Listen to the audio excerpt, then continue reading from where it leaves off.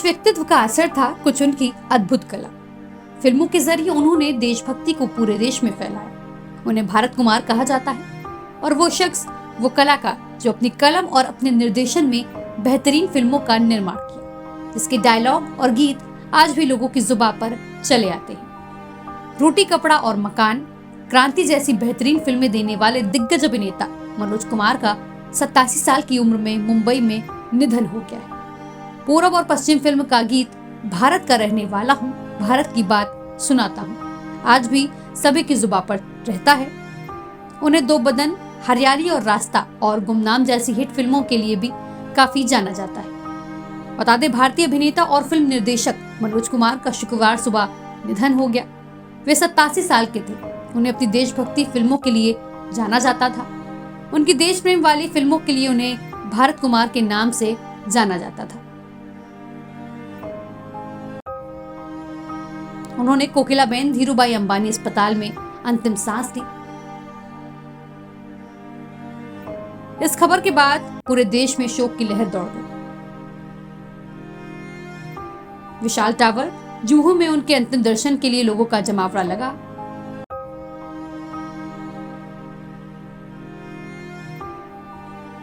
वहीं आज सुबह पवन हंस शमशान घाट जुहू में उनका अंतिम संस्कार किया गया।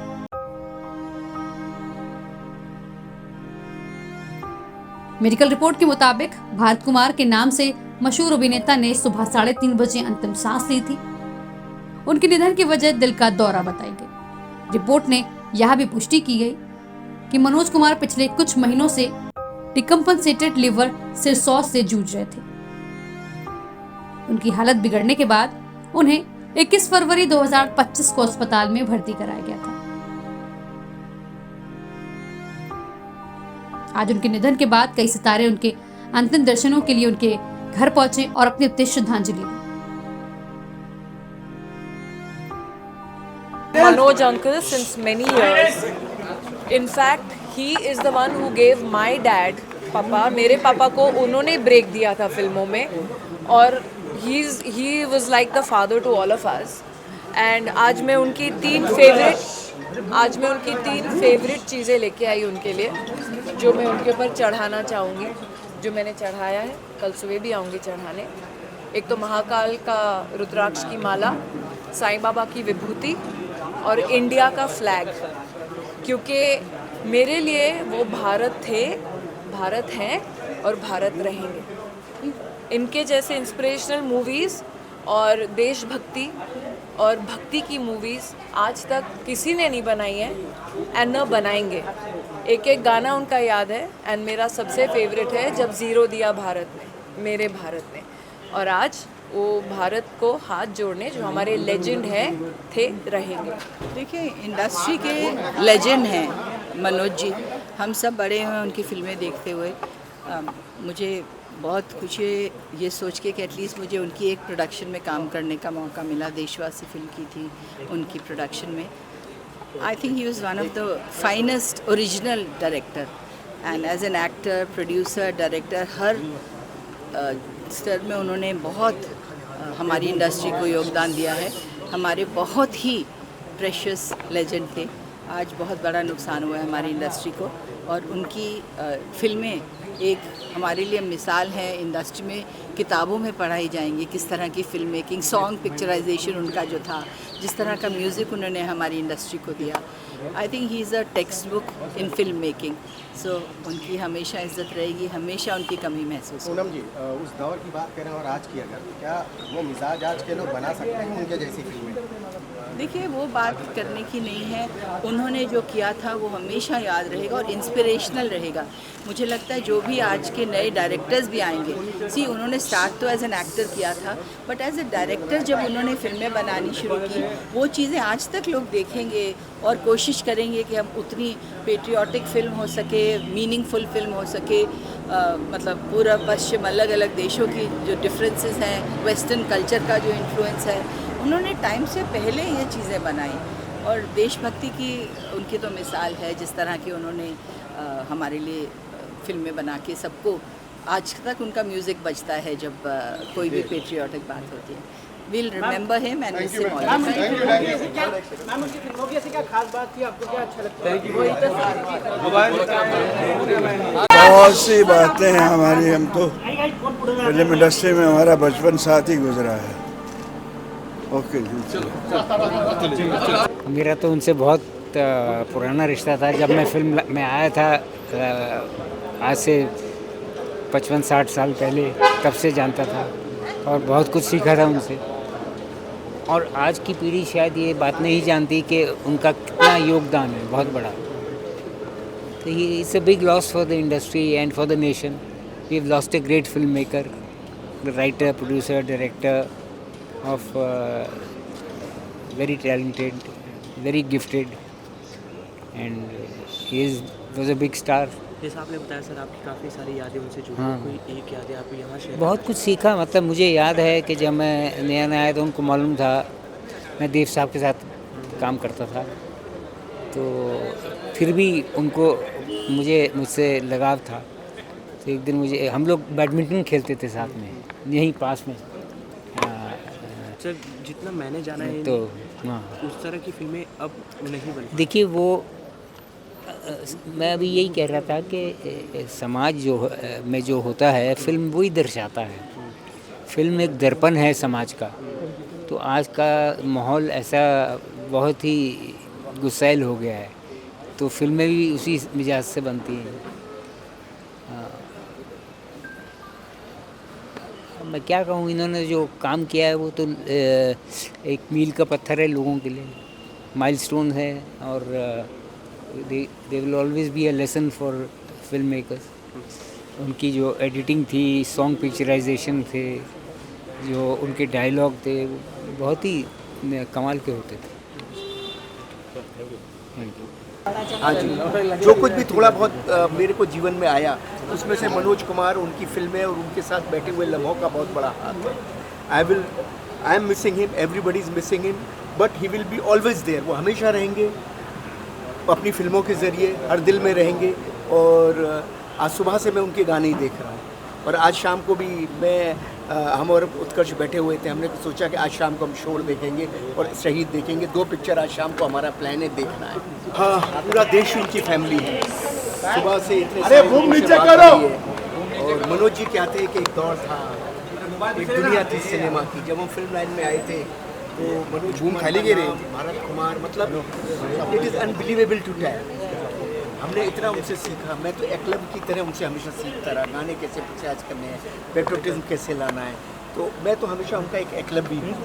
वो मैं उनके साथ असिस्टेंट बनना चाहता था, दुर्भाग्य से नहीं बन सका। कुछ ऐसी स्थितियाँ हालात हुए, पर वो ये जानते थे। लेकिन जीवन भर उनसे सीखा।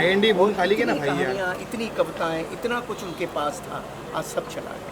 ऐसा सिनेमा, ऐसा फिल्म मेकर जिन्होंने मतलब लगातार एज ए डायरेक्टर 17-18 हिट फिल्में दी, एक साल, एक के बाद एक। उनकी फिल्में, उनके गाने, सो मैनी मेमोरीज। मैंने एक दफ़े उनसे पूछा कि भाई गाने आपकी फिल्मों के इतने हिट कैसे होते हैं, तो उन्होंने मुझे एक टिप दी।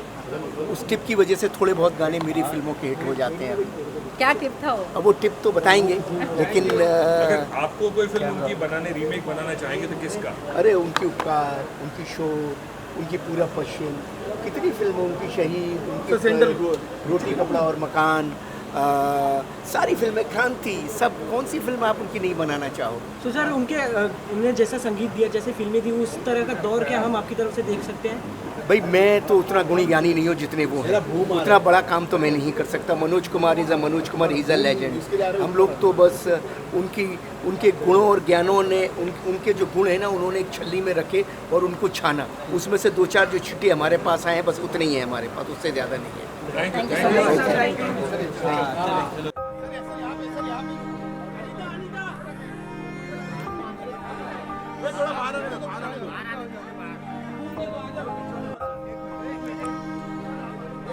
जिसको गवर्नमेंट ने पूरा दिया नहीं, they must have given him Bharat Ratna.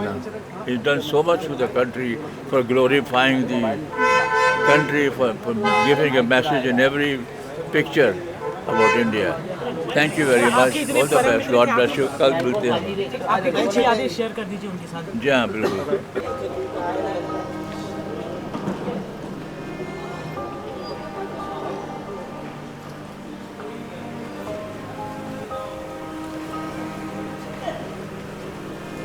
छापे अभी भी छाप लो, वॉकिंग है। अरे क्या कर रहे हो?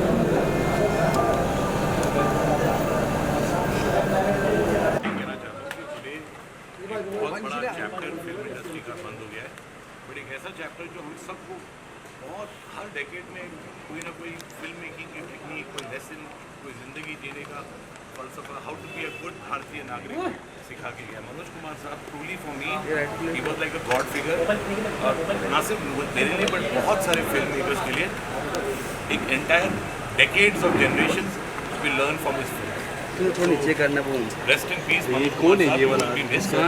और जेन्युइनली ना सिर्फ मैं बट मेरे जैसे बहुत सारे फिल्म मेकर्स हैं जिन्होंने उनकी फिल्मों से बहुत बहुत बहुत कुछ सीखा है, और मुझे ऐसा लगता है कि उनकी हर फिल्म को फिल्म स्कूल में शोकेस करना चाहिए, क्योंकि हर एक फिल्म में हर एक चैप्टर, हर एक सीन उनका एक मास्टर क्लास है। So he will truly be missed, and today one entire chapter of the book of the film industry shut forever. That is Manoj Kumar sir. Thank you so much.